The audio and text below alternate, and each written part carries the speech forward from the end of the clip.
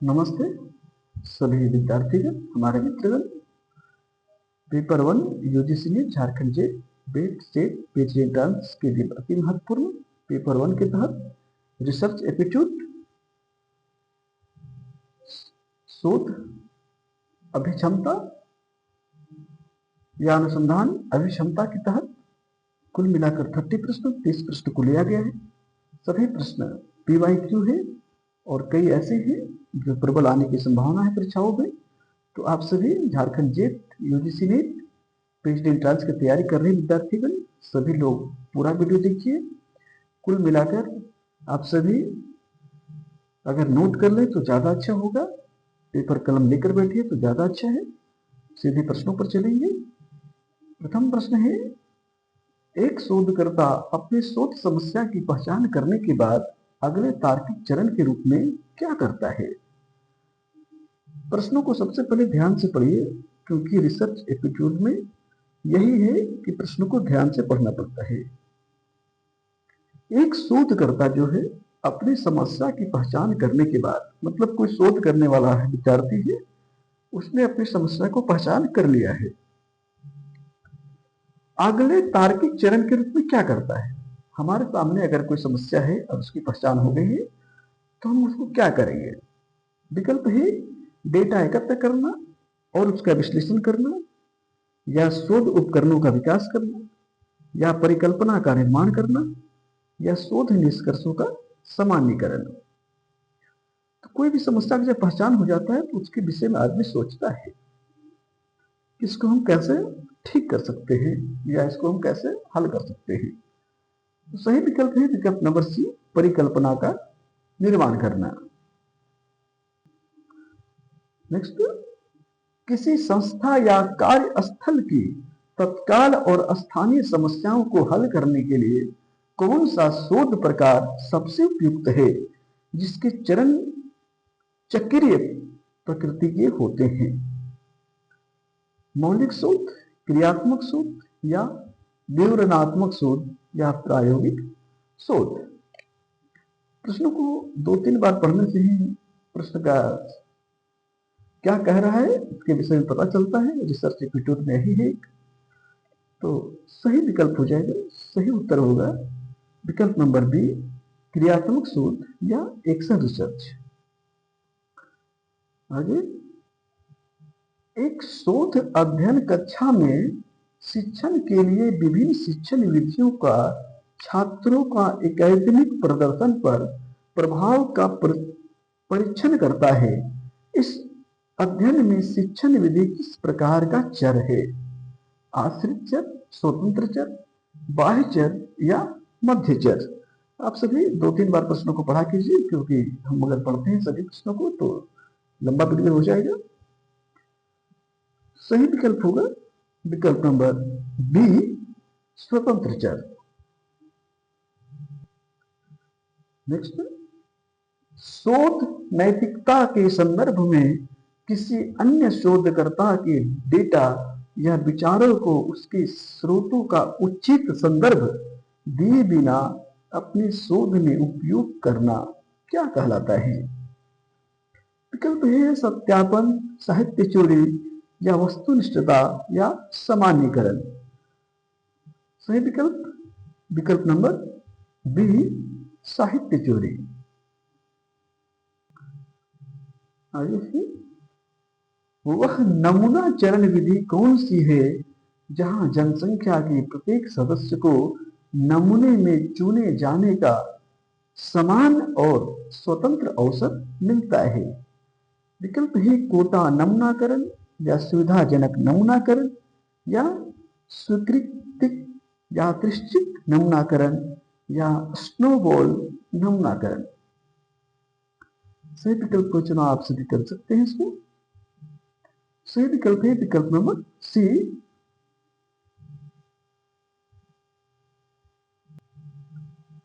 आगे, प्रायोगिक शोध में आंतरिक वैधता मुख्य रूप से क्या सुनिश्चित करती है। प्रायोगिक शोध में आंतरिक वैधता मुख्य रूप से क्या सुनिश्चित करती है कि निष्कर्षों को एक बड़ी जनसंख्या पर लागू किया जा सके, या कि आश्रित चर में परिवर्तन वास्तव में स्वतंत्र चर के कारण ही हुआ है, या कि डेटा संग्रह उपकरण में विश्वसनीय, या कि अध्ययन के दौरान प्रतिभागी अपना सामान्य व्यवहार बदल सके। सही विकल्प के रूप में होगा विकल्प नंबर बी। आप सभी पढ़ लिया कीजिए। आगे, किस प्रकार के तर्क में हम विशिष्ट प्रेक्षणों से शुरू करके एक व्यापक सामान्य सिद्धांत की ओर बढ़ सकते हैं? निगमन तर्क, आगमन तर्क, या तुलनात्मक तर्क, या क्रिटिकल तर्क? विकल्प नंबर होगा, सही उत्तर होगा विकल्प नंबर बी, आगमन तर्क। आगे प्रश्न नंबर ए, यदि एक शोधकर्ता ने शून्य परिकल्पना को स्वीकार कर दिया है तो इसका क्या तात्पर्य है? विकल्प है, चरों के बीच संख्या के रूप से कोई महत्वपूर्ण संबंध नहीं है, या शोधकर्ता ने त्रुटि की है, या चरों के बीच एक संख्या की रूप में महत्वपूर्ण संबंध मौजूद है, या अध्ययन बाह्य रूप से मान्य नहीं है। सही विकल्प है विकल्प नंबर सी, चरों के बीच एक सांख्यिक रूप से महत्वपूर्ण संबंध मौजूद है। आगे, गुणात्मक शोध में डेटा संग्रह की प्राथमिक विधि कौन सी है? गुणात्मक शोध में डेटा संग्रह की प्राथमिक विधि कौन सी है? विकल्प है, सर्वेक्षण प्रश्नावली का उपयोग करना, या सांख्यिकी परीक्षणों का उपयोग करके डेटा का विश्लेषण करना, या गहन साक्षात्कार और प्रतिभागी अवलोकन करना, या चोरी को नियंत्रित करने के लिए प्रयोगशाला प्रयोग करना। विकल्प नंबर हो जाएगा सही विकल्प नंबर सी। नेक्स्ट प्रश्न नंबर 10, एक शोध अभिकल्प का सबसे महत्वपूर्ण उद्देश्य क्या है? विकल्प है, शोध प्रबंध को कम से कम समय में पूरा करना, या शोध की समस्याओं को हल करने के लिए एक तार्किक और व्यवस्थित योजना प्रदान करना, या शोध के लिए केवल प्राथमिक डेटा स्रोतों का उपयोग सुनिश्चित करना, या साहित्य की समीक्षा को संकलित करना। सही उत्तर आप सभी बताइए। सही उत्तर होगा, सही विकल्प है विकल्प नंबर बी। आगे प्रश्न नंबर 11, एक मात्रात्मक शोध का मुख्य ध्यान किस पर केंद्रित होता है?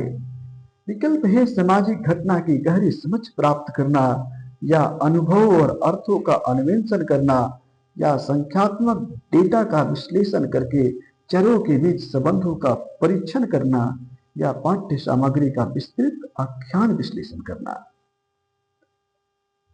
सही विकल्प का चुनाव कीजिए। सही विकल्प होगा, सही उत्तर है विकल्प नंबर सी। प्रश्न नंबर 12, एक शोधकर्ता ने अपने निष्कर्षों को केवल उस जनसंख्या पर लागू किया है जिससे उसने नमूना लिया था। यह किस प्रकार की वैधता से संबंधित है? विकल्प है, रचनात्मक वैधता, बाह्य वैधता, या आंतरिक वैधता, या समवर्ती वैधता।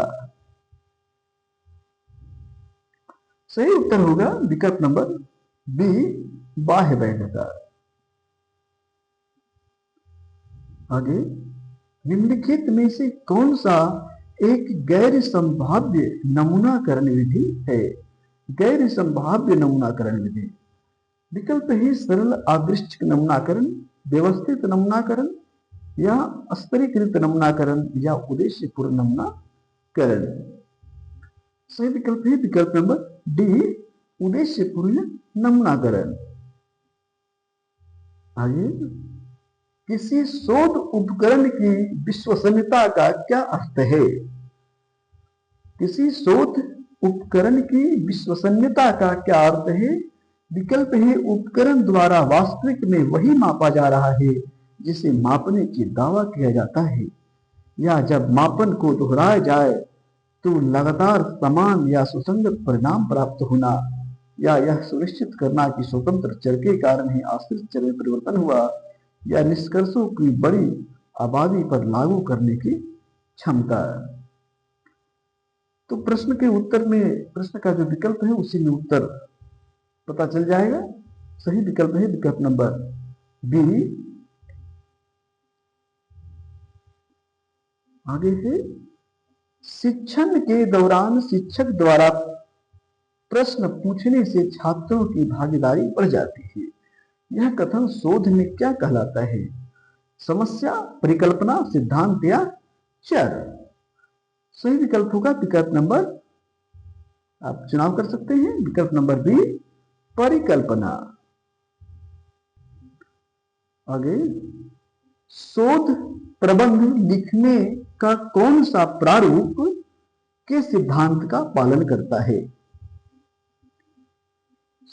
शोध प्रबंध लिखने का कौन सा प्रारूप इंट्रोडक्शन, मेथड या रिजल्ट्स एंड डिक्शन का सिद्धांत का पालन करता है? विकल्प है विवरणात्मक प्रारूप, ऐतिहासिक प्रारूप, वैज्ञानिक प्रारूप या साहित्यिक प्रारूप। विकल्प नंबर हो जाएगा सही सी, वैज्ञानिक प्रारूप। आगे प्रश्न, जब एक शोधकर्ता शून्य परिकल्पना सही होने पर भी उसे स्वीकार कर देता है तो इसे किस प्रकार की त्रुटि कहा जाता है? टाइप त्रुटि या नमूनाकरण त्रुटि या टाइप 1 त्रुटि या मात्रक त्रुटि? सही विकल्प का चुनाव कर लीजिए। एक या तो हो गया है, सही विकल्प होगा विकल्प नंबर सी, टाइप 1 त्रुटि उसे कहा जाता है। आगे है, फोकस समूह चर्चा शोध किस श्रेणी के अंतर्गत आती है? ऐतिहासिक शोध, गुणात्मक शोध, प्रायोगिक शोध या मात्रात्मक शोध? सही विकल्प है विकल्प नंबर बी, गुणात्मक शोध। आगे है, शोध के द्वितीयक डेटा का सबसे बड़ा नुकसान क्या है?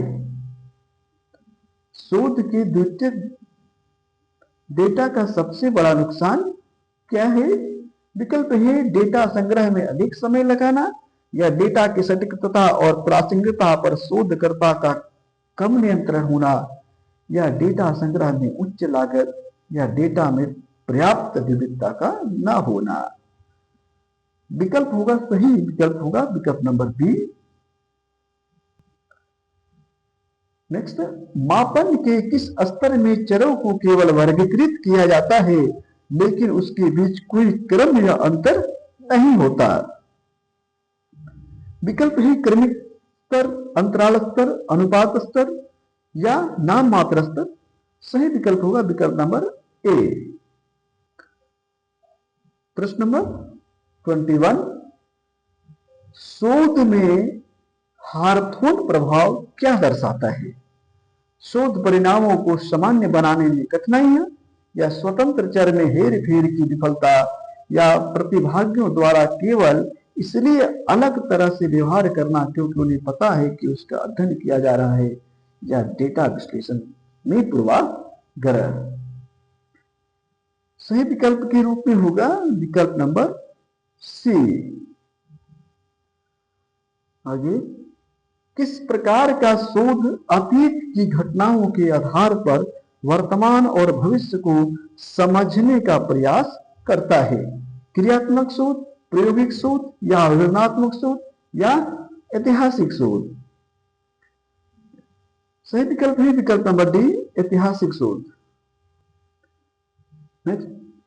शोध में जनसंख्या का तात्पर्य क्या है? विकल्प है वह समूह जिसके डेटा का विश्लेषण किया जाता है, वह संपूर्ण समूह जिसके बारे में निष्कर्ष निकाले जाते हैं, या केवल वे लोग जिनका साक्षात्कार लिया जाता है, या शोधकर्ता के निकटतम उपलब्ध लोग? सही विकल्प होगा विकल्प नंबर बी, वह संपूर्ण समूह जिसके बारे में निष्कर्ष निकाले जाते हैं। आगे, महत्वपूर्ण प्रश्न। एक अच्छा शोध करने के लिए पहला और सबसे महत्वपूर्ण कदम क्या है? डेटा संग्रह के उपकरणों का चयन या शोध समस्या का सावधानी पूर्वक और स्पष्ट सूत्रीकरण या पुस्तकालय में जाना या संख्या की तकनीकों का चयन करना। सही विकल्प होगा विकल्प नंबर बी, शोध समस्या का सावधानी पूर्वक और स्पष्ट सूत्रीकरण। आगे, सर्वेक्षण आधारित शोध में सबसे अधिक किस प्रकार के डेटा का उपयोग किया जाता है? गुणात्मक डेटा, दार्शनिक डेटा, मात्रात्मक डेटा या केस स्टडी डेटा। सही विकल्प है विकल्प नंबर सी, मात्रात्मक डेटा।